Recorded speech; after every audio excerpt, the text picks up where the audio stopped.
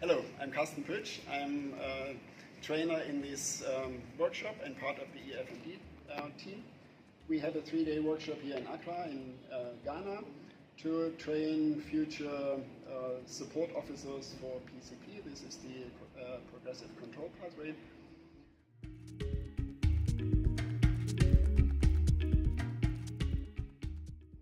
To train future support officers for PCP. This is the progressive control pathway. Our participants are mainly FAO officers for Accra, the Emergency Center for Transboundary Animal Diseases, but we also have a representative from the Inter-African Bureau of Animal Resources at the African Union. We want participants at the end of this workshop to demonstrate an advanced understanding of the principles of the progressive control pathway, to give guidance on the completion of risk assessment plan and risk-based strategic plans.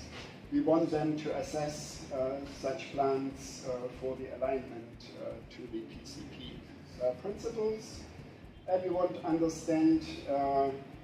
them to understand monitoring and evaluation and post-vaccination monitoring and their application for these control plans.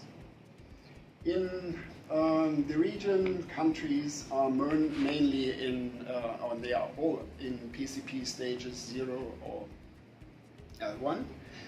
With the help of the trained PSO officers, of the PSOs, we want to have a better understanding of the foot-and-mouth disease risks in the region and its mitigation, its addressing the risks on the national and regional level. And also we want that this is reflected in the PCP progress in the region in West Africa and Central Africa. Thank you.